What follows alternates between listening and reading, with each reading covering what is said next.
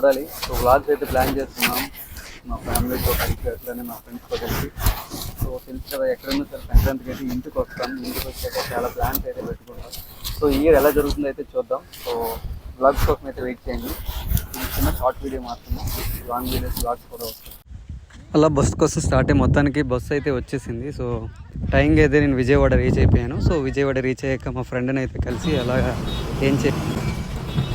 Train విజయవాడలో మనకి 12:30కి ఉంది. అంతవరకు ఏం చేద్దాం అని ప్లాన్ చేసి మా ఫ్రెండ్కి కాల్ చేసా, అరే మామ రారా ఈట్ స్ట్రీట్కి వెళ్దామని. సో అలాగా చెప్పినట్టే ఈట్ స్ట్రీట్కి అయితే వెళ్ళాం. సో చాలా రోజుల నుంచి అనుకుంటున్నా ఈట్ స్ట్రీట్ లోపల ఒకసారి చిన్న మినీ బ్లాగ్ అయినా చేద్దామని.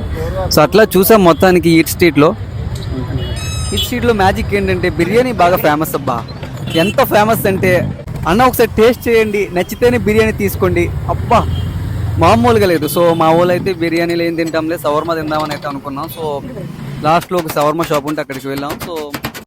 సో క్రిస్పీగా కొంచెం స్పైసీగా చేయమని అయితే చెప్పాం. సో అన్న చెప్పినట్లునే బాగానే చేశాడు. సో మొత్తానికి షవర్మా ప్యాక్ చేసేసి అయితే మాకు ఇచ్చేశారు.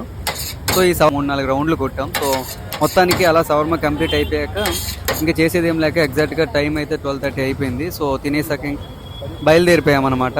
సో రైల్వే స్టేషన్కి వచ్చాక ట్రైన్ చూస్తే 1/2 అవర్ డిలే అని ఉంది. సో ఇంకేం చేసేది లేక అలా రైల్వే స్టేషన్లోనే ఉన్నాం. కొంత అది ట్రైన్ వచ్చాక వచ్చేసాం. సో వైజాగ్లో మొత్తానికి వైజాగ్ అయితే రీచ్ అయిపోయాము. సో వైజాగ్ రీచ్ అయ్యాక అక్కడి నుంచి డైరెక్ట్గా ఇంటికి అయితే బైక్ మీద అయితే వచ్చేసాం. సో ఇదనమాట. నెక్స్ట్ బ్లాగ్ కోసం వెయిట్ చేయండి. సో తప్పకుండా నెక్స్ట్ బ్లాగ్ అయితే పెద్ద ప్లాన్ చేసాం.